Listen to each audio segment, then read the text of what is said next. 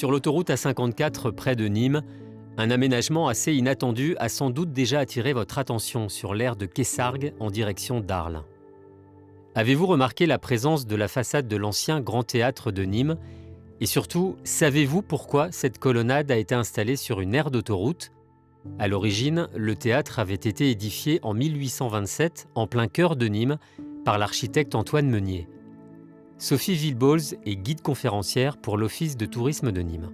On appelle ça l'architecture néoclassique, c'est-à-dire qu'en fait, les architectes regardent du côté des monuments romains et s'en inspirent. C'est vraiment typique de ce qu'on pouvait faire entre la fin du XVIIIe et le début du XIXe siècle.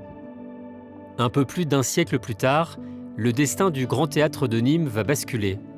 Le 27 octobre 1952, l'édifice part en fumée en seulement quelques heures.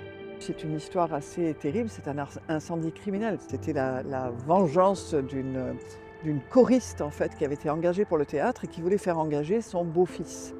Et malheureusement, il a été recalé, il a fait des auditions, il a été recalé. Et elle, de la colère, elle a mis le feu au théâtre. Comme ils étaient sur la partie arrière du théâtre, on est dans les zones un peu sensibles où il y a des décors, des rideaux, des tissus, des papiers, etc. Ça a flambé très rapidement. Voilà. Donc ça a été un incendie rapide. En l'espace de quelques heures, le bâtiment la toiture s'est effondrée et le bâtiment s'est retrouvé à l'état de ruine. Le théâtre ne sera jamais reconstruit. Et c'est finalement un nouveau projet architectural qui va sauver les colonnes auxquelles les Nîmois sont très attachés. On va se retrouver pendant 30 ans avec cette colonnade, donc face à la Maison Carrée. Et finalement, début des années 80, on a le maire de Nîmes qui va décider la construction d'un musée d'art contemporain. Il y a un concours international qui est lancé pour trouver un architecte qui devait réaliser effectivement ce projet. En même temps, à Nîmes, les Nîmois se réveillent et se rendent compte qu'ils vont perdre les colonnes, ce qui voulait dire que finalement, ils perdaient définitivement leur théâtre. Donc il y en a qui sont enchaînés aux colonnes, ça a été le grand drame. Donc le maire a promis aux Nîmois qu'il retrouverait les colonnes, sans dire plus. En 1990, la colonnade est remontée à l'identique sur l'aire de Quessargues. C'est une première. Jamais auparavant un monument historique n'avait été déplacé. C'est un des premiers monuments comme ça qui a été déplacé pour servir, je dirais, d'écrin finalement à une réalisation contemporaine.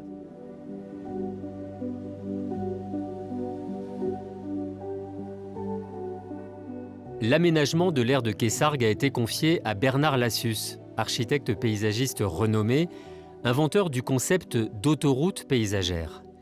Sa démarche consiste à adapter le profil de l'autoroute au relief environnant. Il tient aussi à ouvrir aux conducteurs des vues depuis l'autoroute pour valoriser les sites et les constructions remarquables. Lui, il s'est dit, tiens, on pourrait quand même réfléchir en termes de paysage, qu'est-ce que ça représente pour ces gens qui traversent le pays, qui arrivent là dans le Midi, qu'est-ce qu'on va mettre là comme plantes qui vont nous dire où nous sommes et comment on s'inscrit aussi par rapport même au territoire, je dirais, environnant. Voilà.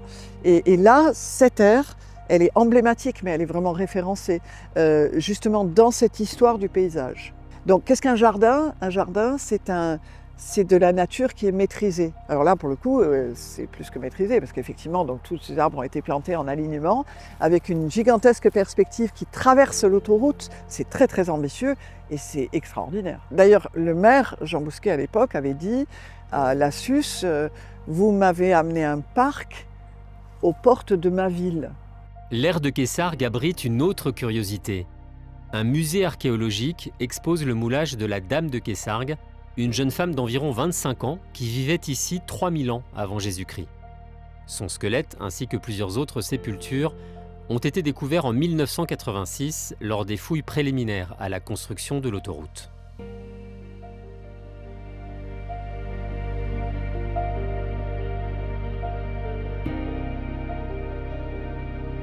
Un théâtre, un musée, un jardin, l'aire de Quessargues offre un paysage pour le moins étonnant aux voyageurs qui font une pause sur l'autoroute A54. Moi, je me suis toujours demandé si c'était il y a longtemps ou si c'était reconstruit. Je trouve qu'elle est quand même belle, la façade. Ouais. Et c'est haut aussi. Prendre un peu de temps, puis découvrir en même temps un morceau de culture de la région. C'est intéressant. Kilomètre Art, c'est un voyage à la découverte ou à la redécouverte de ces œuvres qui rythment le trajet sur autoroute. Parfois méconnues, bien que familières, ces curiosités valent le détour. Soit parce qu'elles évoquent des souvenirs de voyage, en famille ou entre amis, soit parce qu'elles nous permettent cette plongée inattendue dans l'art, dans la science ou dans l'histoire.